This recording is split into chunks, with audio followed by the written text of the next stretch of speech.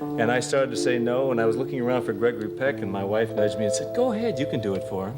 And I was, boom! Clint Eastwood's love life has never followed a straight line. It's been a maze of passion, secrecy, heartbreak, and choices that still echo decades later. Even now, well into his 90s, there are certain names that refuse to fade, women who weren't just passing romances but emotional turning points. At the center of it all stands Sondra Locke, the one relationship that felt less like a chapter and more like an entire storm. Their story began in the early 1970s and quickly evolved into a powerful creative and personal bond, with Locke starring alongside Eastwood in multiple films. For a time, it seemed like she had done the impossible, grounding a man known for never settling down. But beneath the surface, their relationship unraveled into control, ambition, and painful accusations that would later explode into lawsuits and public fallout. Locke believed she had built a life with him, only to be abruptly shut out, both emotionally and physically, in a way that left scars long after the romance ended. Then there was Maggie Johnson, the woman who came before all the chaos, the foundation of Eastwood's early life. Their marriage began in the 1950s with promise and youth, but it was tested almost immediately by his restlessness and affairs. While she raised their children and maintained a sense of stability, Eastwood lived a double life that included hidden relationships and even children she may not have known about at the time. Despite everything, Maggie remained composed, never publicly tearing him down, becoming a quiet symbol of endurance in a marriage that was anything but simple. That double life becomes even clearer with Roxanne Tunis and Jacelyn Reeves, two women who existed almost in the shadows of his public image.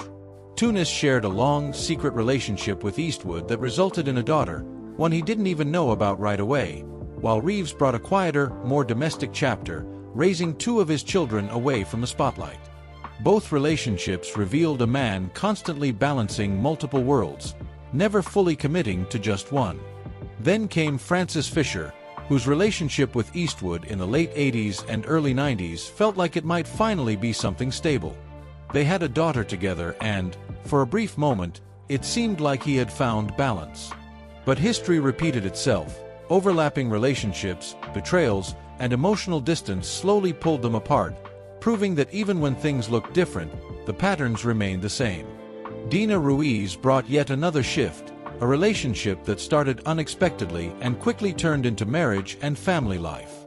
4 years, they appeared strong, even grounded, but eventually cracks formed, fueled by lifestyle differences, public exposure, and complicated personal dynamics.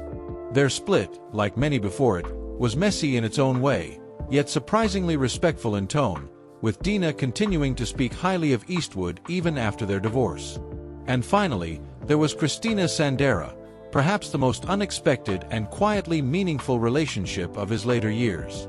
Unlike the others, this wasn't built in the spotlight or driven by Hollywood ambition. It was simple, private, and steady, a companionship that reflected a different version of Eastwood, one less concerned with chaos and more drawn to peace.